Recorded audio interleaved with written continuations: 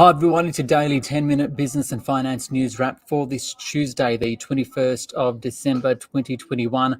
Later, loyalty programs. Do you read the fine print and do you know what happens with your personal information? We'll speak to the team at Choice to find out more. But first, to the Reserve Bank, which released details of its board meeting from earlier in the month, where it left official interest rates at 0.1%, a record low. And it revealed that while it said Omicron is a new source of uncertainty, it doesn't expect it to derail the economy. So what does it mean for economic stimulus and interest rates? For that, I spoke earlier with Angela Jackson from Equity Economics. Angela, what did you take out of the minutes today? So I think the first thing to remember, of course, is these are from 2 weeks ago, and we've had a lot of change in those 2 weeks. We had obviously employment data last week, where over 350,000 jobs were created, a lot stronger, which really I think put the markets and everyone on the expectation that interest rates would rise a lot faster than the RBA had been saying. At the same time, we've seen Omicron obviously raise its head, and significantly internationally and in Australia, and there's great uncertainty around what that's going to mean. So I think what we saw today was really the RBA hedging its bets. There's still a lot of uncertainty in terms of the pandemic itself and what that's going to mean for the recovery. But, certainly what it's flagging is they are really looking carefully, particularly at quantitative easing and possibly ending that a bit sooner. What that will mean for interest rates, however, we're going to have to wait and see until next year to see whether that wages growth does flow through, as the RBA wants to see before it looks to increase rates. What's interesting, though, over the past few pieces of information we've got from the RBA is that they do have seemed to have dropped that time stamp as to when the conditions for a rate rise would be seen. For example, it said initially 2024. We don't see that anymore. Yeah. What does that mean to you? Look, I think what that means is the RBA is accepting that probably 2024 is too far out.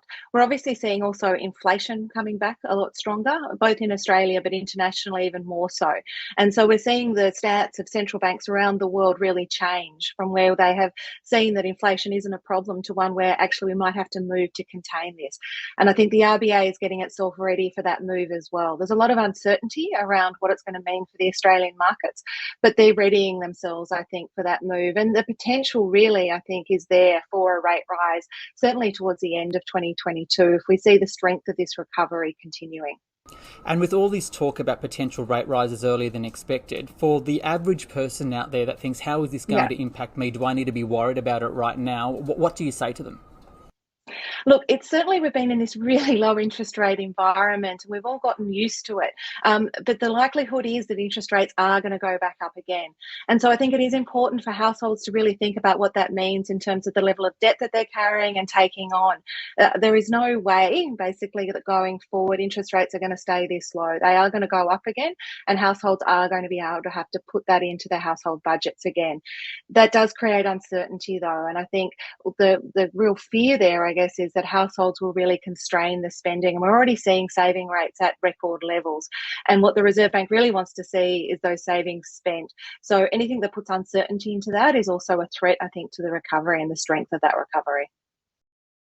Angela Jackson there. She's the lead economist at Equity Economics. Now to the Australian share market, which rose today by 0.9%, the 200 at 7,355, led by stocks in the healthcare sector. For more, I spoke earlier with Kyle Rodda from IG Markets.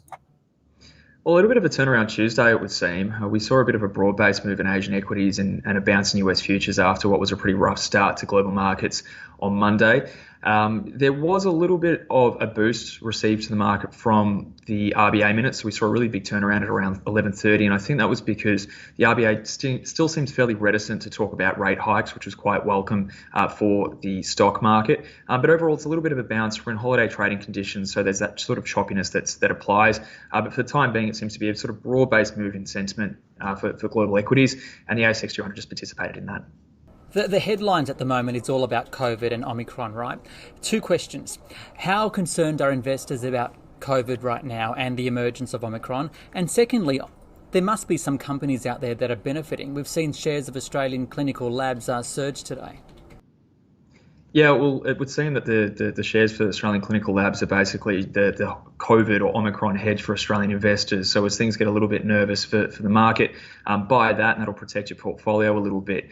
But in terms of the broader market implication, if we're looking at what's happening across the globe right now with Omicron, the question really is okay, the virus is far more infectious, but is it milder? And if it is milder, is it so mild that it won't lead to a surge in hospitalizations across the globe? And that's kind of the $64,000 question as it relates to market participants. And it's that situation now that we kind of move headline to headline, depending on what news and data and research piece, probably not peer reviewed at the moment, that we receive, as to whether the markets feel positive about the outlook or negative about the outlook. I think the secrets will really be revealed in the next 2 or 3 weeks because, of course, we've got the key holiday season, especially in Europe and the United States coming up. If we see a surge in cases along with a surge in hospitalizations and perhaps even deaths going down the line after this kind of busy holiday period, that will be kind of confirmation as to whether this strain is more severe or not. So we're really waiting for that kind of data to come through, that real world data. And until we get that, the markets are going to be quite wary about what Omicron means and what it means for the growth outlook. So in other words, a bit of a holding period, do you think, for some time? I think so. A period of potentially heightened volatility and choppy price action as we work it out. You throw that against the backdrop too, is that markets are trying to work out the inflation outlook as well as, the potential that the global economy is going into something of a slower expansion at a time where, central bankers are potentially looking to raise interest rates. So there is that kind of vacuum there in the markets right now, and Omicron as well as that policy question is what's, really driving again what is this kind of heightened volatility and choppy price action that we're seeing across asset markets. And just finally, looking into the new year, right, given everything we're seeing with, we're talking about interest rates potentially rising, the pulling of the quantitative easing, inflation rising, Omicron, who knows what any other development with COVID. How are you going to play it? And what do you see as the opportunities for 2022? Well, I think the opportunities locally really does, and I look at this from a sort of a macro broad market point of view, is, if we're going to see Australian equities catch up with international equities, it's really going to be about the China story and what happens with our miners. If you look at really the last 12 months, we had a really strong start to the year, but the ASX 200 fell behind its global peers when we saw iron ore prices plunge. That was very much off the back of the slowdown in China and some of the concerns about the property market.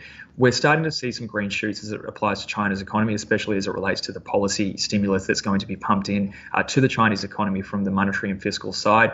But we still haven't got clear indications what that will mean for our market. So I think if we're going to see a bit of a catch up for Australian equities, it's going to be from those miners and the potential boost to commodity prices that come from a rebounding Chinese economy. More broadly, from a global financial market point of view, again, like you said, it's inflation and how persistent it is and how central banks respond to that. And there is this growing concern that maybe with valuations high, as high as they are, we've kind of hit somewhere of a near-term peak in the stock market. And even if returns are still positive next year, they'll only be slightly positive because we will be in an environment of easing monetary policy, slowing global growth, and again, with prices already very, very high by historical standards. So I think that's what we're looking at as it applies for the start of 2022. Obviously, it's a long year, so there'll be all sorts of surprises thrown at us. But from the sort of, known unknowns, if you will, those are the things that we're looking at both locally and abroad that should, really take us into the new year. Kyle Rodda there from IG Markets. Okay, from the markets, let's go to loyalty programs like from the airlines and supermarkets. They're obviously popular because Choice says 9 out of 10 people are signed up to one, but a quarter have never read the privacy policy. So what do you need to know and what happens to your information?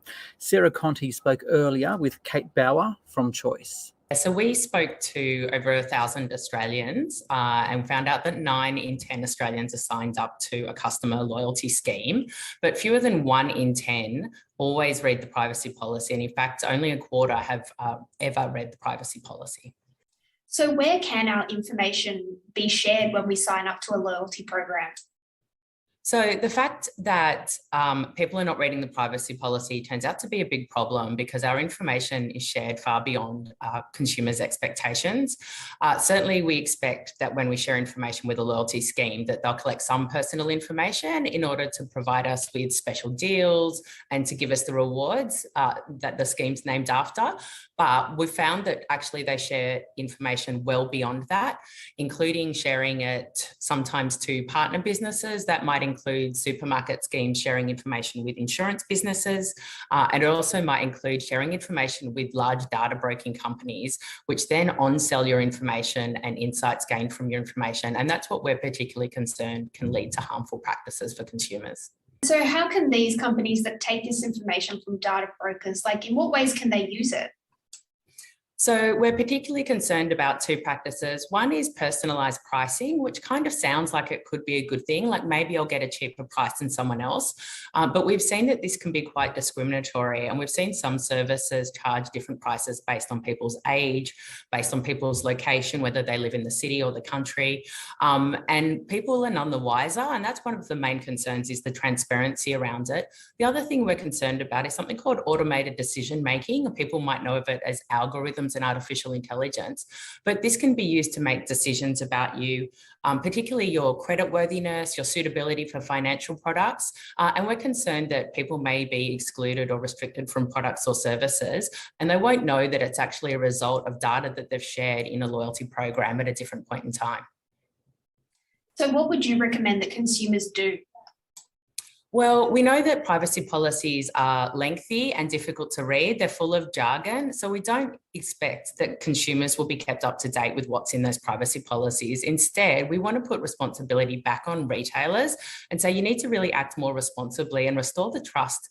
Customers are giving you their loyalty. They deserve some of that loyalty back in return. We'd like to see them limit the information that they collect to just be what's required to deliver the product or service, in this case, reward schemes, and stop sharing information beyond that, especially to data brokers and to other parts of their businesses.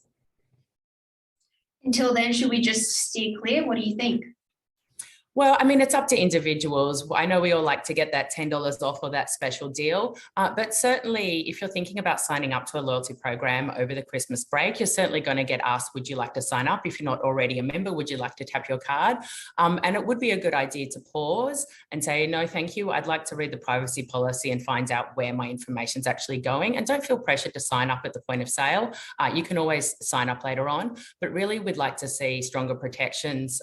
We'd like to see better behaviour from retailers, but stronger protections from the government as well to ensure that retailers can't misuse your information and sell it beyond consumer expectations.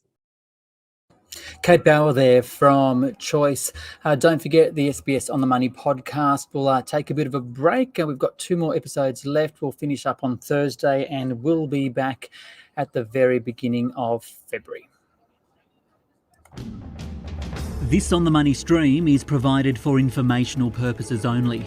The content in this stream should not be understood as constituting advice or a recommendation. It's not personal advice and it doesn't consider your personal circumstances or objectives.